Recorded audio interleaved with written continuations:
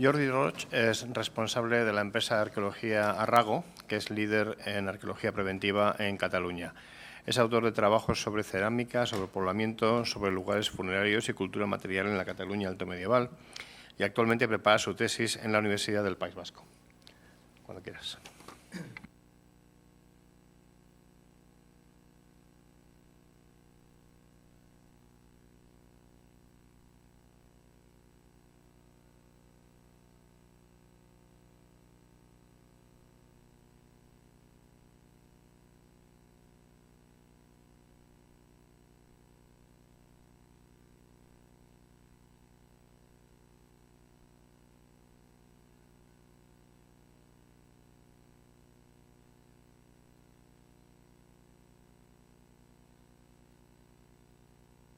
Vamos a presentar una visión general de lo que es la realidad arqueológica de época alto medieval en el nordeste peninsular, la actual Cataluña, la tarraconense oriental, del periodo que nos abraza del siglo V al siglo X. Es un periodo muy amplio a nivel cronológico, del que tenemos actualmente un amplio registro arqueológico, numerosos yacimientos, especialmente después de los 20 años de arqueología preventiva, arqueología empresarial en todo el territorio, que nos ha generado un volumen ingente de datos arqueológicos, de información arqueológica de todo tipo y de todos los periodos, que por mi parte digamos, centrado en la etapa altomedieval, de lo que sería fin del Bajo Imperio, época visigoda y época altomedieval carolingia y condal, en lo que sería la Cataluña Vella. El volumen de información es tal que actualmente pasarán muchos años en que se procese todo este conjunto de material y datos, puesto que han quedado en gran parte, en su mayoría, inéditos y por procesar.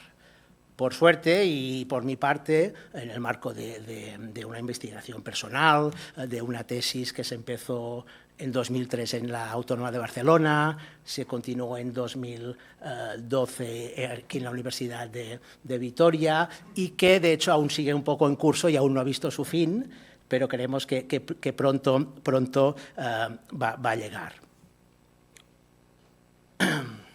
Vamos a partir en este discurso de lo que sería el fin del Bajo Imperio Romano, lo que sería el siglo V, donde nos encontramos un escenario que la arqueología nos ha permitido constatar con evidencias materiales muy claras, un panorama, un escenario donde se emplazan las villas, las villae tardorromanas, residenciales y productivas,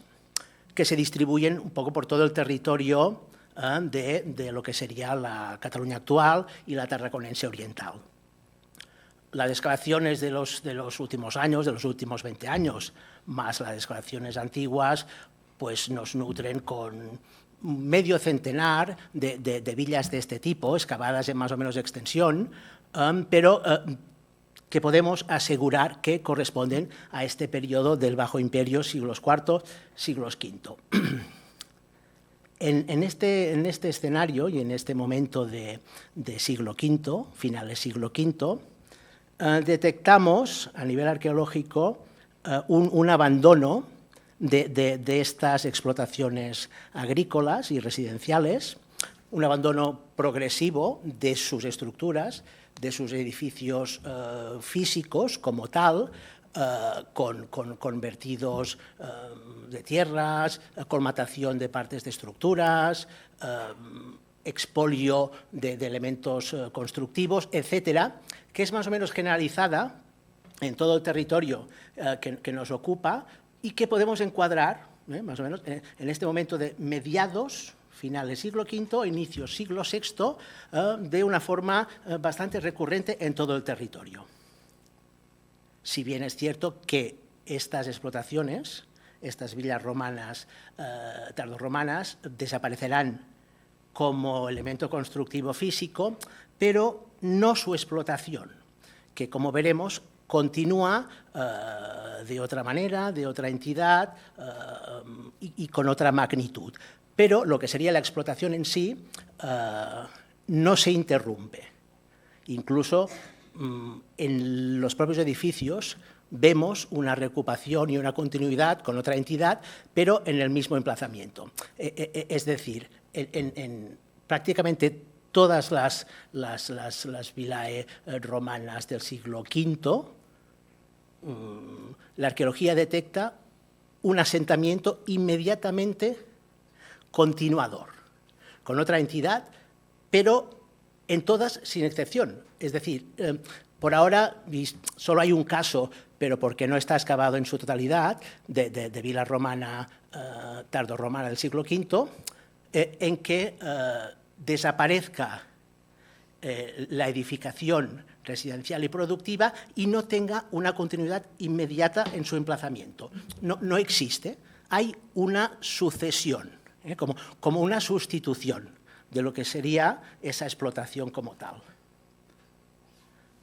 Para eso veremos algunos de los ejemplos principales, hay muchos diversos, y detallar ahora aquí aspectos pormenorizados de estratigrafía, etcétera, sería muy largo. Iremos en plan sintético, con algunos ejemplos significativos, como sería, por ejemplo, la villa de Can Cabassa, Sant Cugat del Vallès, la zona de Barcelona, donde hay pues, un edificio constructivo, residencial, una parte productiva con almacenes de dolia, con una producción cerealística y vinícola importante en este momento de siglo IV y siglo V incluido. En este caso tenemos también sus partes de cementerio, donde existe el cementerio con un pequeño mausoleo del propietario y su familia, y donde también encontramos el cementerio del personal trabajador, el personal que residía en esta hacienda bajo imperial, ¿no? Es decir, que es un ejemplo bastante completo de lo que sería una explotación agrícola tardorromana del siglo V en pleno funcionamiento, centrada en, como decíamos, una producción agropecuaria, cerealística básicamente, y vinícola, con unas prensas de viga, etcétera, pero destinada a una distribución y a un mercado local regional. No existen envases anfóricos que distribuyan vía marítima su producción, sino que su distribución sería mediante toneles de madera para el vino, odres o elementos de material perecedero que distribuirían a nivel local regional esta producción de esta villa romana y del resto de villas romanas del territorio. Un ejemplo de lo que sería la necrópolis, digamos, del momento final del grupo trabajador residente en esta villa, que está perfectamente delimitada y apartada de lo que sería el sector funerario de la propiedad, con un pequeño mausoleo, etcétera, y tumbas adyacentes. Y un elemento material muy singular, bastante recurrente en los registros de estas villas tardorromanas del territorio, son estos signácula, estas piezas de bronce para marcar, para asignar sobre material perecedero. Estos sellos son para marcar, o se interpretan como para marcar elementos de propiedad de la producción, sobre algún material tipo cera, algún material saco, etcétera, perecedero que se estampa sobre esta superficie. Y que, curiosamente, encontramos en los registros de abandono de gran parte de estas villas tardorromanas y haciendas bajo imperiales del siglo V, ya como un elemento sin sentido o sin significado. Es decir, que ya la producción a la que iban asociadas y que se marcaban con esta finalidad ya no tiene sentido entrado el siglo VI, con los nuevos asentamientos. Estos elementos ya aparecen tirados en los escombros y en los rellenos de silo, ya como un elemento inutilizado de la propiedad. Otro caso paradigmático de villa tardorromana, del siglo IV, siglo V, con anulación total de su estructura, una villa de planta alargada, con diferentes habitaciones, exedras, etcétera, pavimentos de signinum, sin tampoco demasiados elementos de lujo o a nivel estructural, no tienen mosaicos, etcétera, pero sí que comprobamos que son residenciales, con unos pequeños baños y, a su vez, productivas, con estos sectores de producción de vino y de producción agrícola, con almacenes de dolia. En este caso también encontramos la necrópolis asociana, de este momento bajo imperial, que atribuimos pues, al núcleo familiar del propietario de esta villa, y que después, en este caso, también detectamos la aparición de un nuevo asentamiento a caballos de finales siglo V, inicios siglo VI, que se emplaza en la periferia de esta edificación. En este caso, la edificación es modélico, todos sus estratos horizontales de cubrimiento no van más allá de finales siglo V, por todo el material que se recuperó en todo su nivel de abandono, y el nuevo emplazamiento es mediante cabañas, silos, de forma perimetral, respetando donde existiría el edificio principal del anterior propietario o de la familia precedente. Otro caso, también en la órbita del territorio de Barcelona, de Can Bos de Basea, pasa un poco lo mismo. Aquí también tenemos unos sectores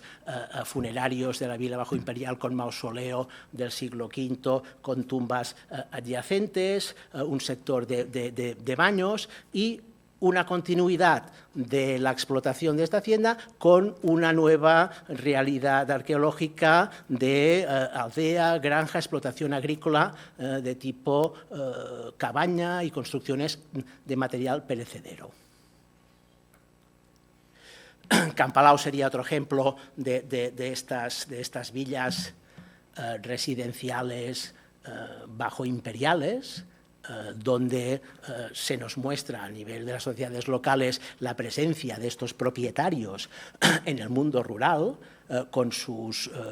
viviendas y sus espacios de enterramiento mediante estos mausoleos, alguno más singular que otro, en este caso mausoleo octogonal, con restos de mosaico en el interior, materiales de vidrio de importación de la zona de Roma, etcétera, etcétera, que nos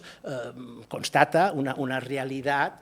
en el mundo rural de propietarios residentes y que se explota su territorio asignado, territorio correspondiente a la propiedad de estas vilas. Aiguacuit es otro ejemplo también de este tipo de villas construidas del Bajo Imperio, productivas, también con esta ocupación inmediatamente posterior, continuadora de la explotación. No sabemos si de la propiedad. La arqueología, de momento, difícilmente puede entrar en este aspecto. Vemos que la amortización de sellos de la propiedad y de la producción quedan anulados, de manera que el nuevo enfoque, la nueva producción de estas haciendas, de estas propiedades, de estas tierras, sigue en otra entidad y en otro tipo de manifestación física y de la realidad arqueológica, al parecer de menos entidad. Contrasta este aspecto de pasar de unas construcciones de piedra y mortero, con tegulae, pavimentos de signinum, a unas construcciones de habitación y producción mucho más modestas. La Bastilla de Rubí viene a ser otro ejemplo de las partes rústicas de estas villas tardorromanas, con otra vez este aspecto de amortización y anulación de estos signácula para marcar las producciones de estas haciendas. El material mueble, el registro cerámico de estos momentos, de estas etapas de mediados finales siglo V, que está vigente en estas villas, es la cerámica de importación en gran cantidad, la sigilata paleocristiana subgálica, sus imitaciones, todo un conjunto de vajilla de mesa muy especializada, platos, boles, cerámica estampada. Todo esto es el registro cerámico, el registro arqueológico que nos encontramos en el abandono, en los basureros de estas villas romanas en su momento final. Después de este periodo ya no volvemos a encontrar este registro tan abundante de importaciones de vajillas de mesa norteafricanas, subgálicas y recipientes anfóricos de todo el arco mediterráneo. Los encontramos ya muy de forma puntual, contada, con las cerámicas tardías sigilatas africanas, pero en un número muy reducido, pero a este nivel de todo un repertorio de vajilla de mesa, su último momento en estas residencias de las vilaes bajoimperiales es este reflejo, la cerámica africana tardía tipo D, etcétera, del siglo V.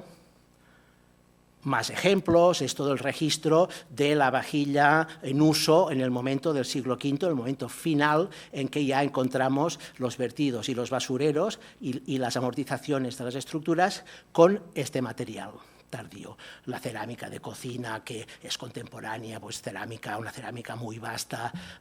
que contrasta enormemente con estas producciones de lujo y que será la que después encontraremos en los asentamientos campesinos inmediatamente posteriores del siglo VI y VII, donde es prácticamente omnipresente esta cerámica de cocina reducida. Más ejemplos de lo que sería esta cerámica del siglo V de cocina, que va con la vajilla de importación. Material de vidrio en abundante, los registros finales del siglo V pues nos muestran un elenco de recipientes de vidrio y de importación diversificados, botellas, cuencos, boles, vasos, etcétera, que ya no volveremos a ver jamás en los asentamientos posteriores. Todo este registro material se verá enormemente reducido entrado ya al siglo VI. En este marco del siglo V,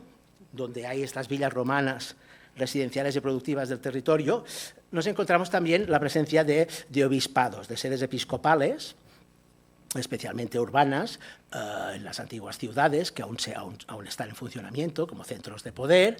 pero también en algún caso de obispados y sedes episcopales rurales. Junto a estos, la arqueología nos muestra un panorama de cristianización más bien leve del campo, de las zonas rurales, pese a lo que se viene diciendo, pero eso ya está bastante superado a nivel arqueológico, que los ejemplos de iglesias paleocristianas de la antigüedad tardía, de época visigoda, es decir, del siglo V, VI, en todo el territorio de la Tarraconense Oriental, Cataluña, son poquísimos y pocos más van a salir. La arqueología de estos últimos años ha excavado en infinidad de templos, iglesias medievales, modernas, de todo tipo. De manera, y la aportación de nuevas iglesias de estos periodos ha sido bajísima. Prácticamente se conocen las mismas que se conocían hace 40 años, salvo alguna excepción nueva, como San Mena, etcétera, pero el panorama es prácticamente de una docena de iglesias o monasterios, lo que sean, conjuntos eclesiásticos de siglo V, VI y VII, más bien reducidos por todo el territorio, de forma muy puntual, donde el panorama está centrado por estos obispados que controlan áreas regionales un poco amplias. Uno de los ejemplos más completos que tenemos hoy en día en lo que sería todo el nordeste peninsular como de obispado rural, sede episcopal rural, sería el caso de Égara, en Tarrasa, que ha sido objeto de excavaciones en lo que sería todo su conjunto eclesiástico, en el sector donde se ubican los edificios cultuales, litúrgicos, con las diferentes fases evolutivas de iglesias, que después de estudiar a fondo durante años los registros, las excavaciones, podemos constatar que se construye ex novo un edificio Santa María como sede episcopal a mediados del siglo V, mediados finales, se crea este conjunto sin ningún tipo de precedente anterior, sino que se crea en este momento y tiene una perduración y fase importante dentro del siglo VI y VII para acabar desapareciendo y diluyéndose entrado el siglo VIII. En este conjunto del Obispado Rural de Éguara, y como novedad de los últimos años, ha sido posible excavar sectores adyacentes, fuera de lo que sería el recinto conocido como de las iglesias episcopales, que se mantienen en pie en gran parte, las estructuras del siglo V y VI en gran parte se mantienen construidas, formando un recinto en el extremo sur de lo que sería esta especie de turó, de istmo, de montículo, donde está todo lo que sería el barrio de Sant Pere, lo que sería este conjunto episcopal. La parte inferior se ubica los recintos eclesiásticos, la iglesia de Santa María, la iglesia episcopal, San Miquel y Sant Pere, los tres conjuntos de edificios, y donde en las zonas adyacentes las excavaciones recientes de los últimos 5 años han permitido constatar restos arqueológicos de cabañas, almacenes, espacios productivos, taller de vidrio, etcétera, que complementarían este conjunto, este obispado rural del que hasta ahora conocíamos su parte litúrgica, su parte arquitectónica, donde se ubican los edificios de culto. Pues bien, eso no estaba solo, es decir, este obispado funcionaba con un barrio, burgo, episcopal, como se le quería llamar, complementario, que estaba estrictamente relacionado y de una cierta extensión. Por ahora, todos estos puntos son solares que se han excavado adyacentes al recinto de las iglesias y donde han aparecido incontables fondos de cabaña, silos, etcétera, ¿no? Que un poco nos complementan. Tenemos por primera vez una visión de lo que sería un episcopado rural del siglo V y época visigoda plena, especialmente, siglo VI, VII, con un volumen de datos muy importante que nos ayuda un poco a comprender estas entidades rurales de estos periodos. Una muestra de estos sectores residenciales productivos vinculados a este obispado sería este ejemplo de cabañas con una alta concentración que un poco sorprende en relación a las aldeas coetáneas que encontramos en la zona, ¿no? Que muestran otra entidad, especialmente la producción de vidrio, que no detectamos en ningún asentamiento campesino contemporáneo. Aquí sí que es posible encontrarlo con este numeroso ejemplo de cabañas con hogares, residenciales, etcétera. Muestras de los registros excavados y junto a este panorama de obispados en zonas territoriales, como decía, tenemos los ejemplos, estos escasos ejemplos, por decir, ceñirse a la realidad arqueológica, porque en un territorio tan amplio que abarca toda la Tarragonense oriental, que para el siglo V solo contamos con prácticamente una docena de ejemplos, es significativo esta presencia de estas entidades religiosas, funerarias, en el ámbito rural, que contrasta enormemente con el panorama posterior del siglo IX, del siglo X, donde ya sí que toda la zona rural de la Cataluña Vella es ocupada ya por iglesias en todas las comunidades rurales de todo tipo. En este momento, entre siglo V y VIII, su presencia es muy escasa. Uno de los conocidos de antiguo y que se ha excavado en diferentes fases recientemente, es el monasterio de Sant Cugat del Vallès, donde en su claustro se encontró una basílica, una aula funeraria paleocristiana con un ábside del siglo VI, etcétera, que evoluciona desde el siglo V al siglo VIII. Este espacio construido con tumbas al interior y tumbas al exterior adyacentes. Otro también ya conocido y excavado pues, en los últimos 20 años, Santa María de Martorell, también con una pequeña basílica de estos momentos del siglo V, VI, VII y hasta el VIII, en diferentes fases. Santa María de Artés, otro caso también conocido a nivel de planta, de estructura arquitectónica. Otro conocido y excavado ya de antiguo y revisado recientemente durante varios años desde sus estructuras físicas, estratigrafía, como todo su material arqueológico, en gran parte inédito, ha sido revisado a lo largo de 3 años seguidos de investigación y que bueno, después de estos prácticamente 20 años de estarlo estudiando, algunas cosas vemos claras o acabamos de entender de lo que es este yacimiento, del que se han dicho muchas cosas, pero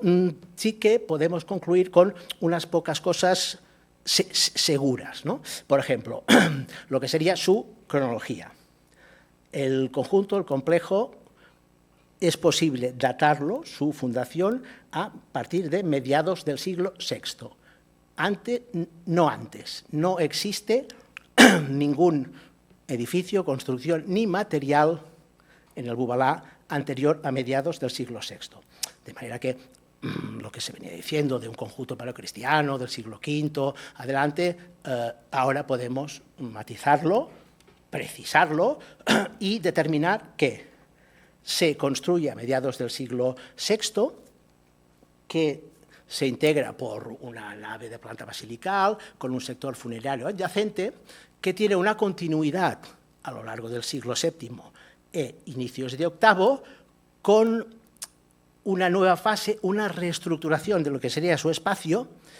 con una instalación de un taller de producción de cuero, una curtiduría, ya sin ningún tipo de relación con el asentamiento cristiano, el asentamiento de la Iglesia precedente. Es una nueva instalación que, en parte, amortiza y ya no utiliza el espacio de la Iglesia y el espacio funerario adyacente. Hay una ruptura en términos de funcionalidad en ese conjunto. Conjunto iglesia, monasterio, lo que se quiera determinar, mediados siglo VI, VII, y en el momento final del siglo VII y inicios VIII, muy preciso, se instala aquí, en este emplazamiento, un complejo de producción de cuero y procesado de pieles muy intensivo, que es un unicum en la península y que yo sepa en Europa y donde sea, donde de golpe se empieza a producir procesado de pieles y de cuero en intensidad y con un número muy elevado de curtidores y de personal trabajando en este enclave. El material, este yacimiento es conocido por su nivel de incendio. Eso ya quedó perfectamente determinado por los numerosos tremises de oro encontrados en 2 puntos de este enclave, entre los 712, 14, 15 y 20, grosso modo. Un incendio intencionado con la finalidad de destruir este enclave, de anularlo, se produce en este momento. Todo queda totalmente calcinado, todo este sector, especialmente este sector donde se ubica el taller del procesado de pieles, es intencionado, es quemado y anulado para que no siga produciendo. Es donde se encuentran el conjunto de herramientas especializadas de los descarnadores ubicados en estancias determinadas de este punto, los conjuntos de las monedas de oro en 2 puntos concretos de las habitaciones que encima disponen de llave de hierro para ser cerrados individualmente. Es en este punto donde el incendio es más intensivo. En este caso, por suerte, ha sido posible revisar toda la documentación escrita antigua, fotografías antiguas, diarios de excavación e incluso entrevistar a uno de sus excavadores, Rodrigo Pita, que en su momento junto con Palol empezaron a excavar y que por suerte se ha podido acceder a su información con aportaciones reveladoras en este sentido de lo que sería la estratigrafía y un poco la reconstrucción de este conjunto y de sus fases. Ahora es posible determinar que en este episodio de este incendio del 700 y poco hay un fallecido, se encontró un cuerpo calcinado con todo el nivel de incendios caído encima, de manera que digamos, su destrucción violenta se va confirmando cada vez, y de aspectos de distribución precisa de lo que son los materiales, que en este sentido es muy revelador. Por ejemplo, todo lo que sería la nave de la iglesia en este momento de finales del siglo VII es un lugar de basurero. Se encuentran diferentes objetos, partes de la iglesia han sido habilitadas como espacio de circulación y donde echar residuos, de manera que su carácter funcional como iglesia ya no existe en este momento. Incluso la prensa, la sala de prensa que se atribuía al conjunto eclesiástico en su momento inicial de mediados siglo VI, es posible que lo fuera, pero en este momento del VII y el VIII es una prensa dedicada a prensar las pieles dentro de lo que sería el trabajo del curtido de pieles, de lo que sería llegada de pieles al enclave, paso a la limpieza en la prensa, paso al descarnado mediante las herramientas de descarnación, segundo paso, segunda prensada para llegar a obtener el cuero. Eso es evidente por el registro arqueológico. Esta prensa, ahora si vais lo podréis ver, presenta unas capas sucesivas de cal con elementos orgánicos de casi 10 centímetros de potencia sucesivas, con sus vertidos dentro de lo que sería el recipiente donde caería el supuesto vino, pero que en ese momento es residuos del prensado de las pieles, aún es visible a simple vista yendo ahí. No cabe decir que su analítica, una analítica de esta secuencia de microcapas sería del todo revelador, pero que ya es evidente a vista normal, ¿no? Esta transformación es singular porque no tiene ningún tipo de precedente, especialmente el número de descarnadores hallados en este enclave, que es un total de 41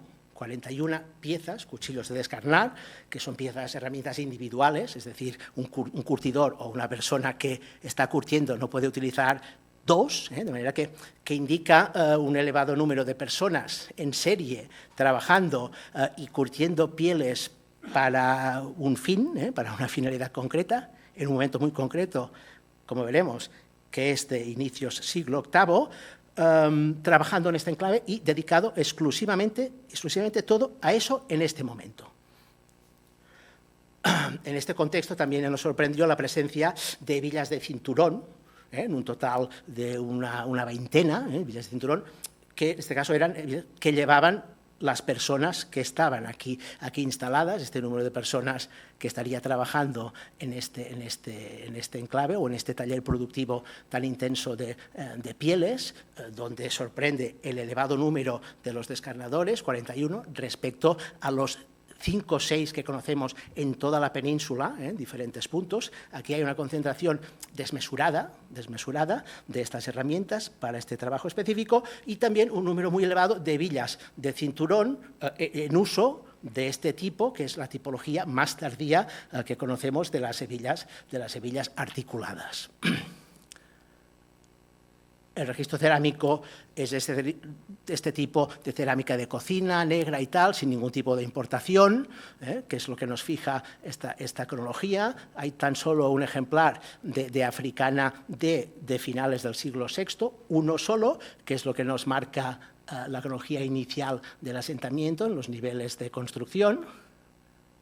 Más ejemplos de los recipientes de este último momento, grandes recipientes tipo tinaja y elementos de cocción de fuego. Un repertorio de material de vidrio centrado exclusivamente en copas, en las copas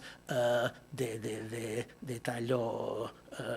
retorcido, de las más tardías, las FOA 27, que son las de inicio siglo VIII,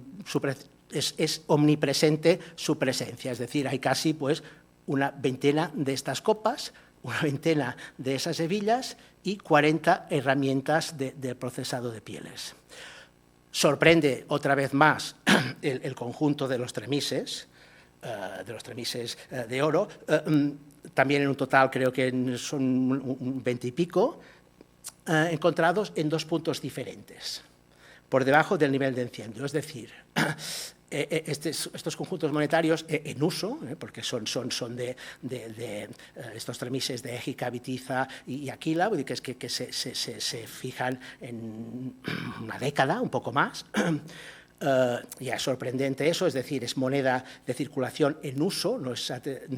no es un tesorillo a tesorización, sino que es moneda que se está utilizando y que se ubican formando dos conjuntos en las dos habitaciones que yo os digo que son como la tesorería o el centro de administración, estas dos pequeñas habitaciones en dos extremos del asentamiento, cerradas bajo llave, donde se guardan también las herramientas de descarnar.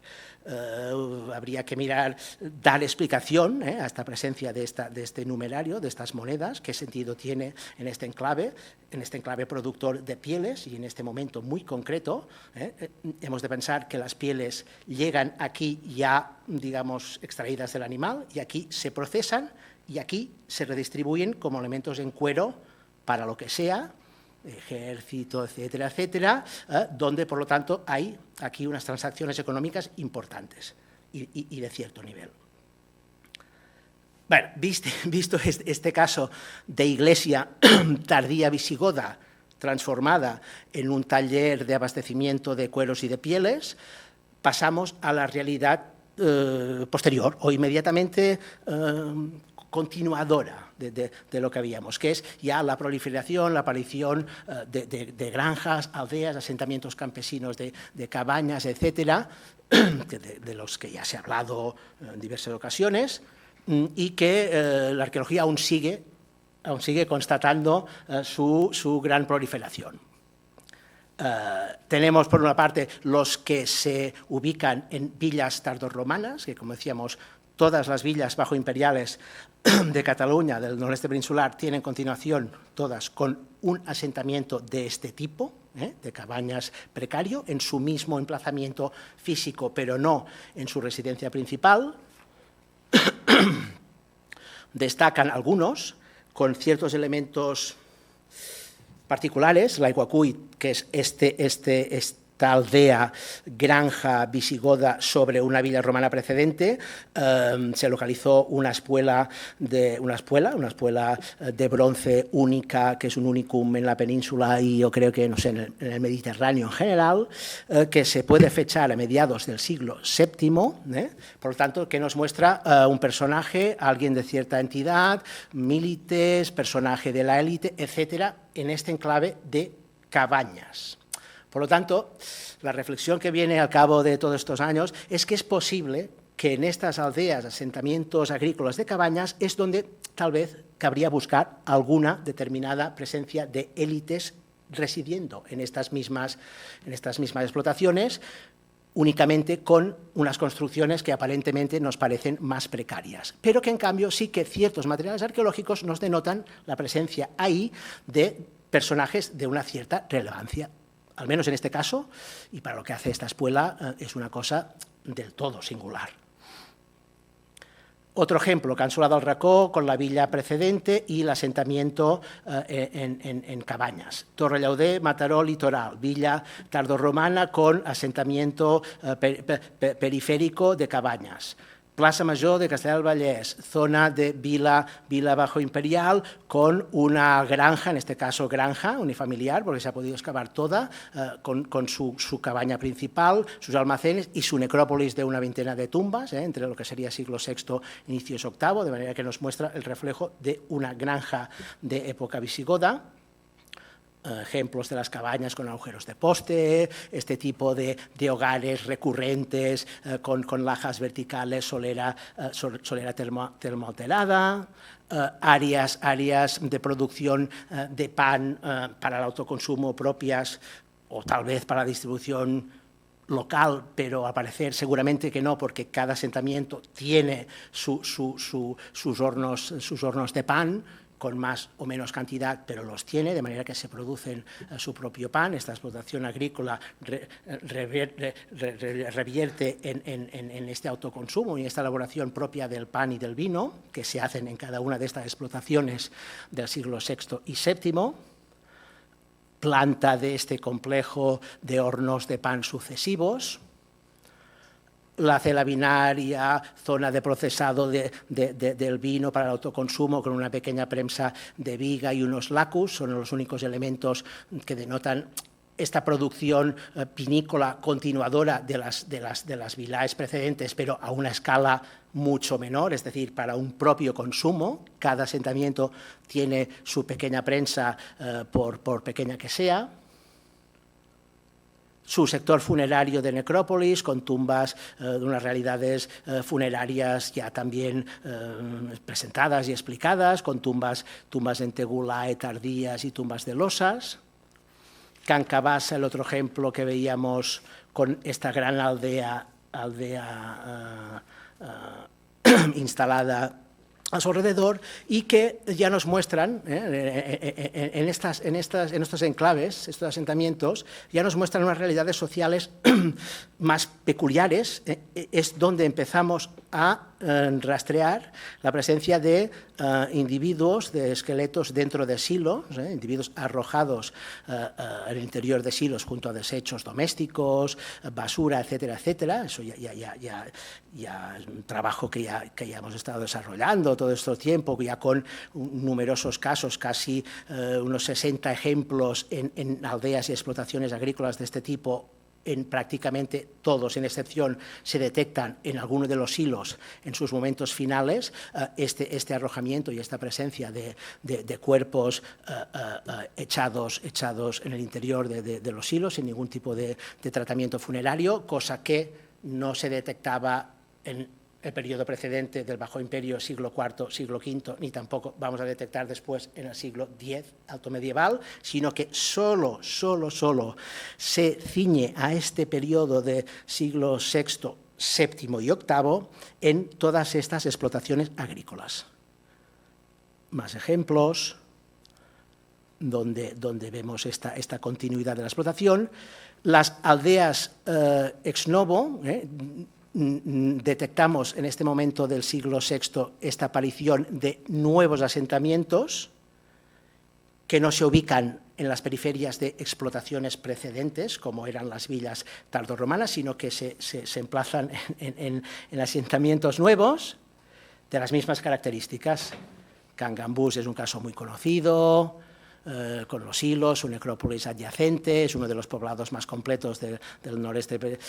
peninsular, de este tipo. Otro ejemplo dels Mallols, etcétera, etcétera, etcétera. Y acabamos en unos ejemplos ya muy puntuales, que es quizás las nuevas aportaciones en lo que respecta a las fortificaciones. Las fortificaciones de estos periodos, de final del Bajo Imperio y especialmente época visigoda. Pues bien, es otra realidad arqueológica inexistente en Cataluña y en el noreste peninsular. A nivel de fortificaciones, una vez hechas todas las revisiones y estudio y tal, podemos concluir que tan solo encontramos como tal dos casos.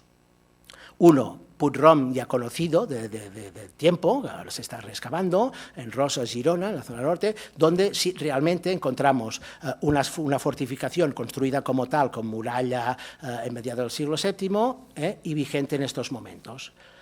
Un material característico de este momento final, y la otra fortaleza ya más singular y la gran novedad es la del monasterio de Sant Cugat del Vallès. La fortificación de Sant Cugat del Vallès, que se venía diciendo que era una fortificación del siglo III, IV, V, bajo imperial, bueno, resulta que a partir de los estudios recientes se puede determinar que esta fortaleza se construye post-Quem, mediados siglo VII. Es una fortificación que se encuadra dentro del periodo tardo-visigodo y época amiral inicial, como se quiera decir, pero que se construye a partir de mediados siglo VII, aprovechando el conjunto episcopal como cierre de uno de los laterales. Esto nos plantea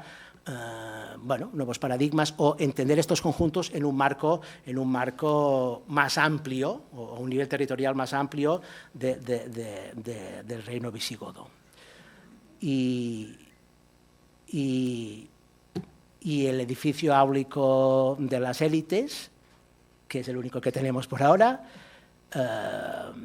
y que acabaremos con eso. También ha sido revisado, ha sido cambiada su cronología y su interpretación, y es un edificio que se emparenta con los edificios áulicos, pocos que conocemos, planificados con una arquitectura planificada como tal, como dels ports del Mas de Sabater a Morella, con una planta que la superpone si es idéntica, y que el registro material, aquí no lo vamos a presentar porque esto aún está en estudios inédito, nos determina la residencia y la administración de la justicia en este edificio tan particular de Sant Julià de Ramis en el siglo VII e inicios del siglo VIII. Y acabaré aquí y ya está.